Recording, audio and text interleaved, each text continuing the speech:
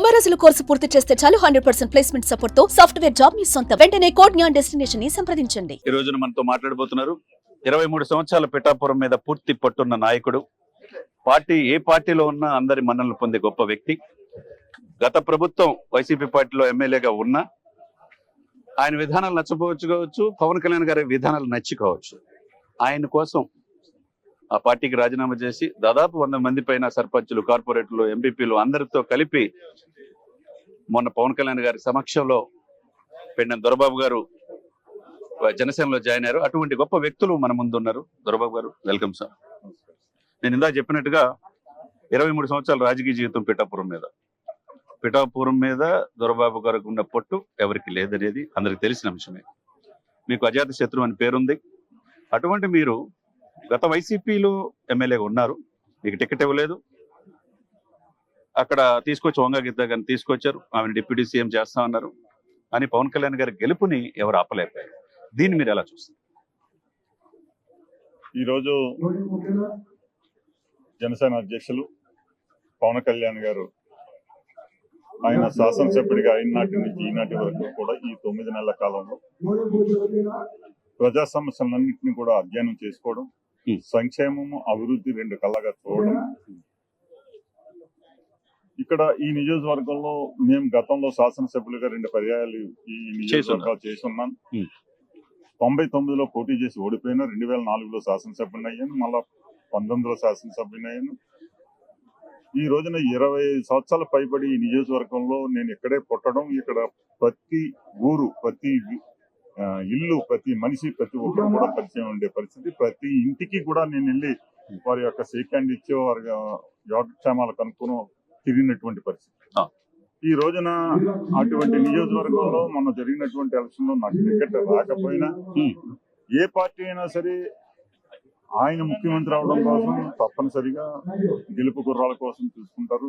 మేము శాసనసభ్యులుగా చేసినప్పుడు మేము ఇక్కడ ప్రజా సమస్యలు అన్ని సంపూర్ణంగా చేయలేకపోతే ప్రజల్లో మైనస్. ఆ రకంగా ఒకవేళ ఆయన రిపోర్ట్ లో తప్పు రావచ్చు, ఇంకోటి జరగచ్చు. ఏ రకంగా అయితే నాకు టికెట్ రాకపోయినా పార్లమెంట్ పోటీ చేయమని నేను చేయకుండా నేను మామూలుగా ఇలా ఉంటానని చెప్పడం జరిగింది. ఆ రోజున పవన్ కళ్యాణ్ గారు ఇక్కడ పోటీ చేసి తిక్కన్న శుద్ధిగా నియోజకవర్గాన్ని అభివృద్ధి చేయాలనే సంకల్పం అన్ని కూడా నేను మన కలెక్టర్ గారు జరిగినప్పుడు ఆయనతో ఆయన నియోజకవర్గం మీద ప్రణాళికలు చూసినప్పుడు నిజంగా ఆశ్చర్యపోయాను. అంటే ఈయన ఎక్కడో విజయవాడలో ఉండి ఈ రకంగా నియోజకవర్గం మీద ఎంత శ్రద్ధ పెడుతున్నారు, పూర్తి పట్టుగా చూస్తున్నారు, ప్రతి సమస్య మీద అధ్యయనం చేసుకున్నారు. ఇక్కడ ప్రధానమైన సమస్యలు ఏలే రాజనీకరణ అనేది 2004లో నేను శాసనసభ్యుడిగా రాజశేఖర రెడ్డి గారు ముఖ్యమంత్రిగా ఉండగా 140 కోట్లు తీసుకొచ్చి శంకుస్థాపన చేయడం జరిగింది. కానీ అది ఫస్ట్ ఫేజ్ 55% అయ్యింది. కానీ సెకండ్ ఫేజ్ మొన్న జగన్మోహన్ రెడ్డి గారి ప్రభుత్వంలో మళ్ళా క్యాన్సిల్ చేసి మళ్ళా దేనికి పిలుస్తానన్నారు. కానీ ఈ రోజుకి కూడా అది కార్యరూపం దాల్చింది.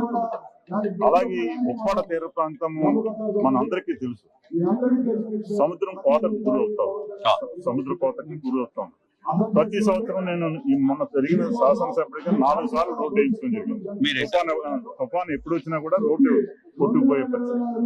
అటువంటి పరిస్థితిని శాశ్వత పరిష్కారం ఆలోచన చేయండి అని చెప్పి నేను జగన్మోహన్ రెడ్డి గారిని అడగడం జరిగింది. జగన్మోహన్ రెడ్డి గారు ఎస్టిమేషన్ వేయించడం జరిగింది. 201 కోటికి ఎస్టిమేషన్ వేసినా కూడా కార్యరూపంలో దాల్చకపోవడంతో అది ఈ రోజుకి కూడా కలుగుతారు. ఈ రోజున ఎప్పుడు తుఫాను వచ్చినా ఉప్పాడ తీర ప్రాంతంలో వందలాది ఇళ్లు సముద్రంలో కొట్టుకుపోతా ఉన్నాయి. ఇవన్నీ కూడా ఏ ప్రభుత్వం వచ్చినా కూడా, ఏ ముఖ్యమంత్రి వచ్చినా కూడా దాని మీద ప్రత్యేక శ్రద్ధ పెట్టి అక్కడ సమస్యను నిర్మూలించే శాశ్వత పరిష్కారం చేసే విధంగా ఏ ఒక్కరు కూడా చేయనటువంటి పరిస్థితుల్లో ఈ రోజున పవన్ కళ్యాణ్ గారు అప్పుడే దానికి డిజాస్టర్ మేనేజ్మెంట్ తో మాట్లాడడం, కేంద్ర ప్రభుత్వం మాట్లాడడం, దానికి ఏ రకంగా ఈ సమస్యను అధిగమించగలం అనే దాని మీద ప్రత్యేక శ్రద్ధ పెట్టడం చూస్తే ఆశ్చర్యపోయాను.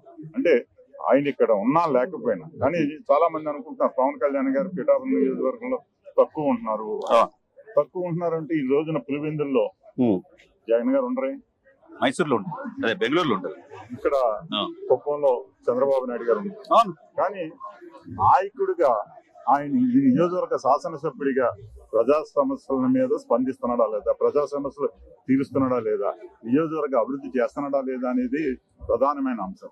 ఇవన్నీ కూడా పవన్ కళ్యాణ్ గారు ఎక్కడున్నా ఒక దృష్టి పిఠాపురం నియోజకవర్గం మీద పెడుతూ ఈ రోజున ఈ ఆవిర్భావ సభ పిఠాపురంలో ఆయన పెట్టడం నిజంగా శుభ పరిణామం. ఇంత వైభవంగా ఈ పిఠాపురం నియోజకవర్గ ప్రజానీకానికి అందరికీ కూడా ఆనంద కొల్పే విధంగా ఈ రోజున చేస్తున్నటువంటి ఈ సభ నిజంగా ఎక్కడ కూడా ఏ ఇతర రాష్ట్రాల నుంచి కూడా వచ్చారు. ఈ రోజున రాష్ట్రం యావత్తు ఈ రోజున యువకులు వీర మహిళలు రావడం జరుగుతుంది. వీరందరికీ కూడా సకల సదుపాయాలు కల్పించి ఏ ఒక్కరికి కూడా ఇబ్బంది కలగకూడదని చెప్పడం జరిగింది. గతంలో పార్టీలకి ఈ పార్టీకి వ్యత్యాసం ఏంటంటే, గతంలో మేమందరం కూడా ఏదైనా సభ జరగాలంటే మొబిలైజేషన్ చేయడం అలవాటు. కానీ నేను మొన్న అడిగా మొబిలైజేషన్ ఏమైనా చెయ్యాలా అని. మొబిలైజేషన్ పని లేదు, స్వచ్ఛందంగా వస్తారు, లక్షలాది మంది వస్తారు. వారికి ఏ రకమైన ఇబ్బంది లేకుండా మీరు చేయవలసిన బాధ్యత మీదని చెప్పడం జరిగింది తప్పించి ఎట్టి పరిస్థితుల్లో మొబిలైజేషన్ అనే అంశము ఈ పార్టీలో లేదని చెప్పడం జరిగింది. ఆ రకంగానే ఈ రోజున ఎవరిని కూడా మొబైల్ చేసే కార్యక్రమం చేపట్టలేదు. హ్యాపీగా చెప్పినట్టండి. ఉప్పాడ బీచ్ నేను నిన్న కూడా చూసా, ఆ కోతకు గురైంది. మీరంతా ప్రపోజల్స్ నేవీ మెరైన్ వాళ్ళు కూడా పిలిపించి మెరీనా బీచ్ తలదన్నే విధంగా ఉప్పాడ బీచ్ తీర్చుతున్నారు. ఎందుకంటే సినిమాలు తీసుకునే స్పాట్ గా అది, ఎందుకంటే ఉప్పిని ఆల్రెడీ తీశారు. ఇకపోతే ఇక్కడ ప్రైమరీ హెల్త్ సెంటర్ దాదాపు 30 మంది సిబ్బందితో ఉంది. చాలా 1970s లో అది ఏర్పడింది.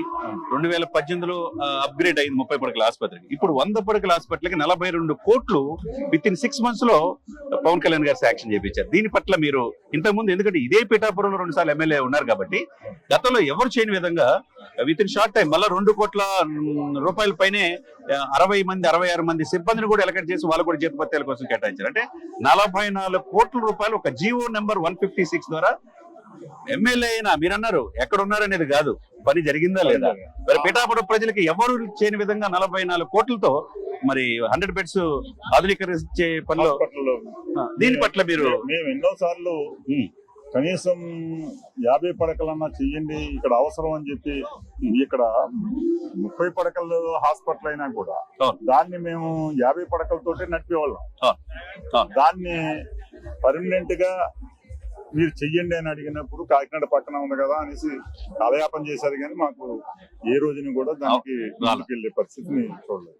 ఈ రకంగా పిఠాపురం నియోజకవర్గానికి ఇన్ని రోజులకి శాశ్వత శాసనసభ్యుడిగా ఉండేలాగా మీరు చెప్పినట్టు చంద్రబాబు నాయుడు గారికి 8 సార్లు సీఎం గా అయిన 4 దశాబ్దాల అనుభవం చంద్రబాబు నాయుడు గారికి ఏదైతే కుప్పం శాశ్వత చిన్నామో పిఠాపురం మీరున్నట్టు శాశ్వత చిన్నామగా అయిపోయింది అనుకున్నా. మీరు వైసీపీ మీరు రిజైన్ చేసి ఎప్పుడైతే వచ్చారో ఇక ఆపోజిట్ కూడా ఇక్కడ లేదు. నియోజకవర్గంలో ఆయన ఉంటారు. జనసేన పార్టీకి సంపూర్ణంగా నాకుండే రాజకీయ అనుభవం కావచ్చు, నాకుండే జన సమీకరణలో నాకుండే